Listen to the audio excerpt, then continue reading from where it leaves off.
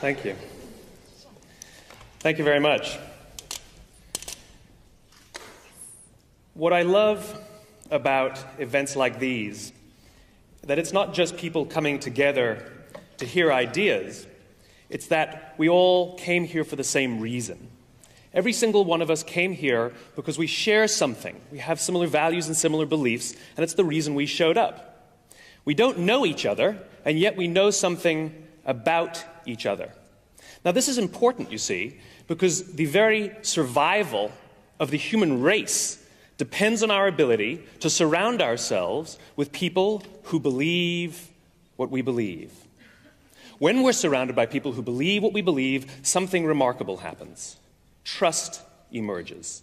Make no mistake of it, trust is a feeling, a distinctly human experience. Simply doing everything that you promise you're going to do does not mean people will trust you. It just means you're reliable. And we all have friends who are total screw-ups, and yet we still trust them. Trust comes from a sense of common values and beliefs.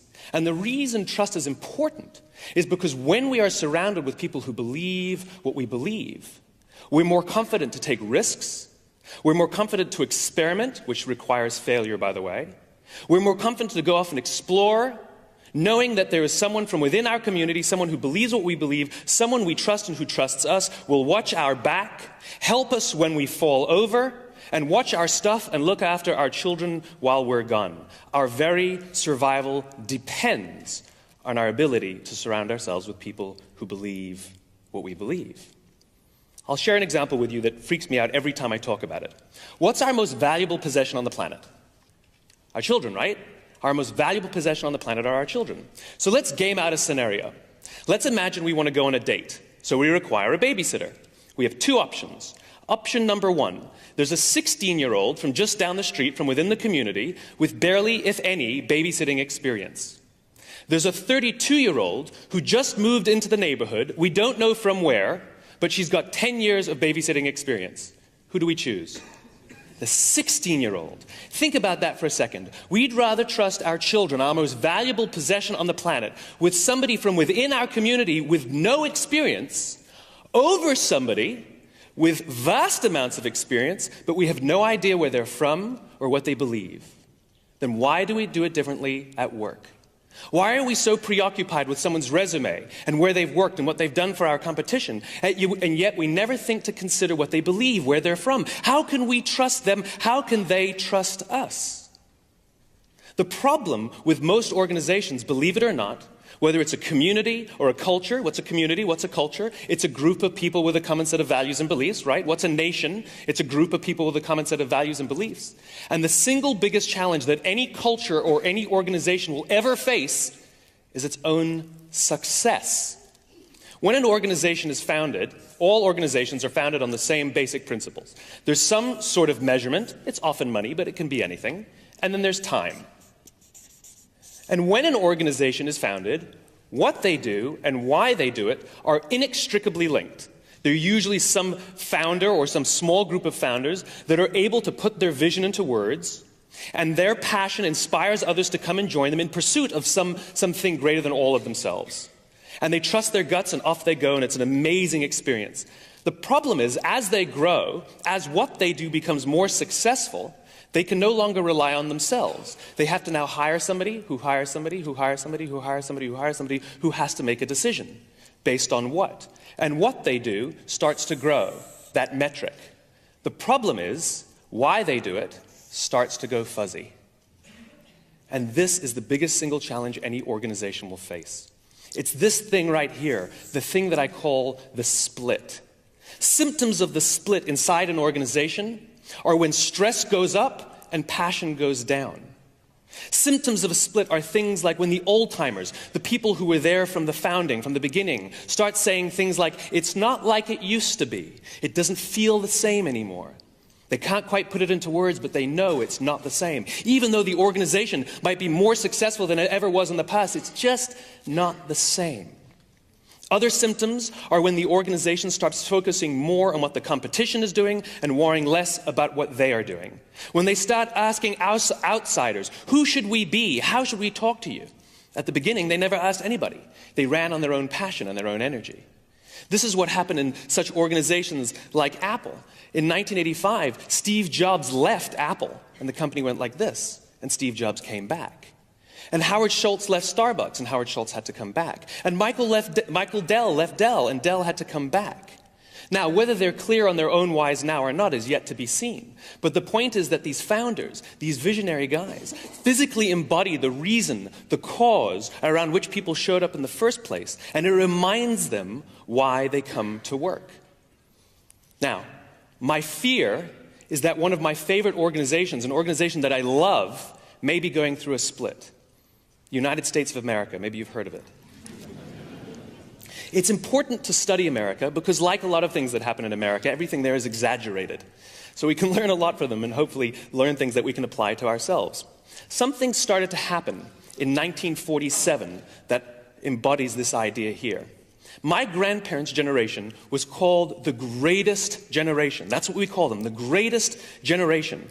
Because here was a generation that went off to war to fight this great evil, and everybody was united and unified in some sense of common cause and purpose and belief, and trust was at an all-time high. Even those who didn't go off to war, they were back and they were buying war bonds, and everybody was one. And there are stories of young men who would commit suicide. They'd shoot themselves when they didn't get called to action. We call them the greatest generation. What do I get? I'm Gen X. The unknown variable. They get the greatest generation, I get X. My parents are called the boomers. Why? Because their parents were doing it when they came back from war. They get the greatest generation. This sense of purpose, this sense of cause, this sense of why. But then they came back from war, and most of them had grown up during the Depression, and they wanted to now experience life a little bit. They wanted to buy some stuff and sort of, care about themselves a little more. They'd been giving so much their entire lives. And so the 1950s came.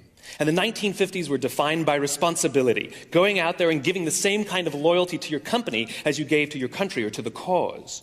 And we know what the 50s were like. Everybody gave and you devoted your life to the company.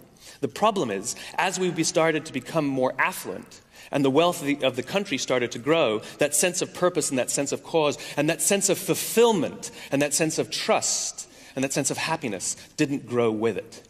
And this is bad, this is confusing. And so the 1960s, we responded to it. And we thought, well, this responsibility thing didn't work, so let's try irresponsibility. And the hippie movement was born, right? And the reason the whole hippie movement could exist in the first place is because the country was wealthier, so we could afford for people to drop off the grid, and our parents were wealthier, they were more affluent, so they could pay for us to do it. But we didn't get that sense of fulfillment. And so the pendulum swung again. And then we had the 1970s, the me generation, defined about looking out for your own happiness. And everybody had to have a guru, and it started to become very, very selfish.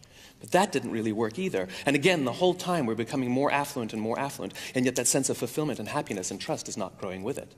And then the 1980s, still that sense of me, but now business was cool again.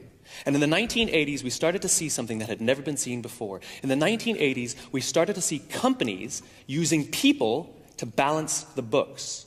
This had never happened before, where they would use layoffs to make the numbers work. People to make numbers work. And then the 1990s came about, and .com, about the most selfish behavior you could find. Everyone wanted to get rich regardless of anything else. And again, the split continues. The only thing that happens, the only thing that really grows in organizations or societies that go through a split is that the distrust increases. We become distrustful of each other inside our own organizations. We become distrustful of management. We become distrustful of our politicians. And now we find ourselves here today, wondering what's going to do next. How are we going to find the sense of fulfillment? Technology is no help. Andy Grove, the founder of Intel, said that the only thing that the microprocessor ever did was make things go faster. And he's right.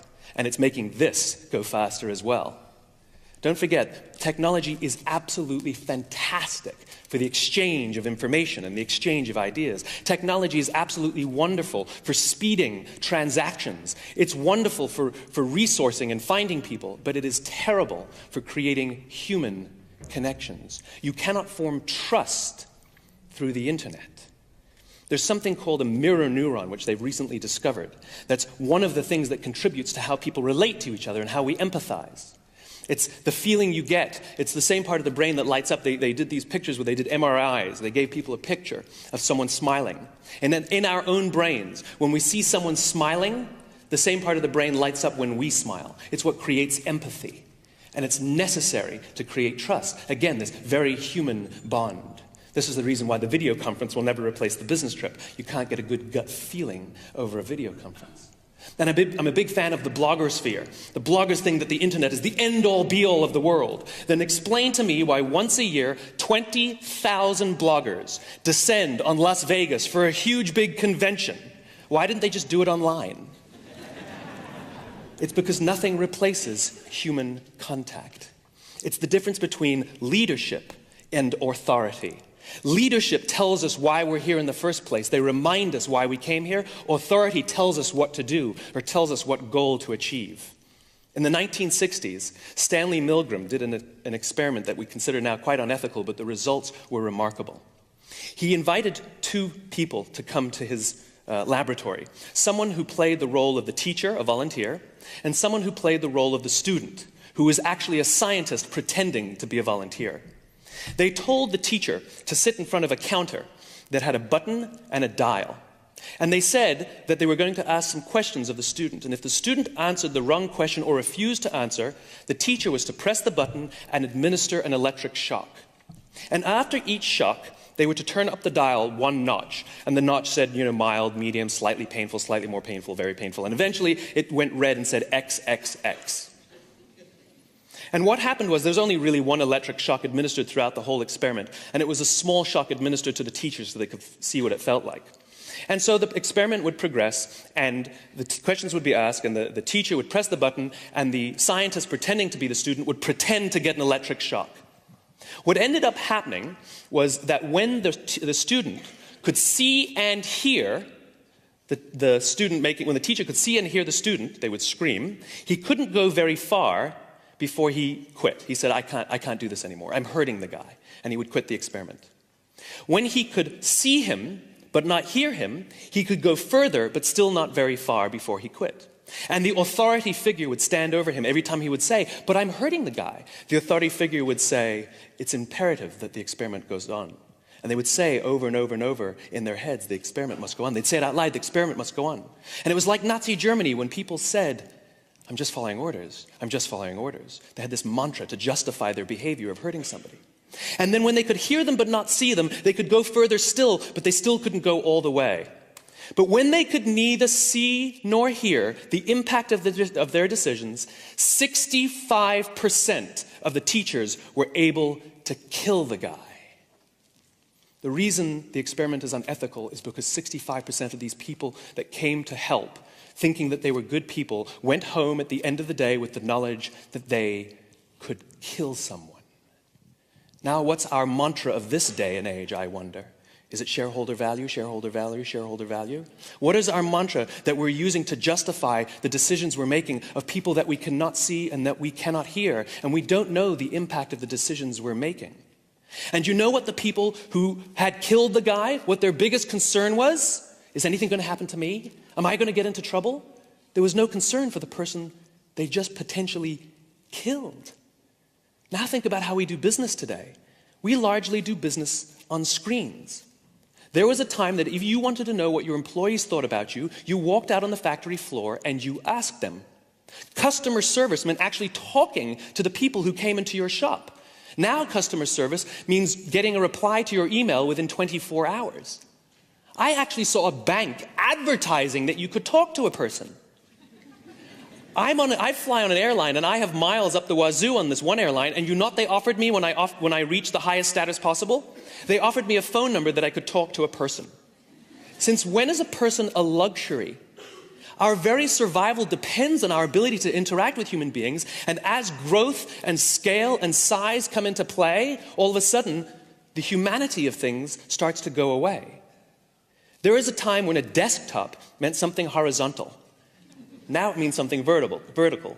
And a folder is a picture of something that we used to use. These are fun ideas, fun examples of how technology has co-opted some of our vocabulary. The problem is it's co-opted some other ideas too. A friend is not somebody you check their status. Your network is not on LinkedIn. A conversation doesn't happen on a blog, and you can't have a discussion on Twitter. These are human experiences, and we need them. We need to learn about each other's values and beliefs, and we can't simply do it through the internet. These mirror neurons don't light up when we're sending texts or receiving IM messengers. What I imagine is a day in which we start to have more human interaction, something that requires this thing, a handshake. A handshake. Imagine that you want to do business with somebody, and they're standing there with you, and they agree to all the terms that you offer. 100% they agree. And you say, great, let's shake on it. And they say, no, I agree to all the terms you laid out. We can just do business. And you go, good, if we agree, then let's shake on it. And they say, no, I agree to all the terms. Let's just do business.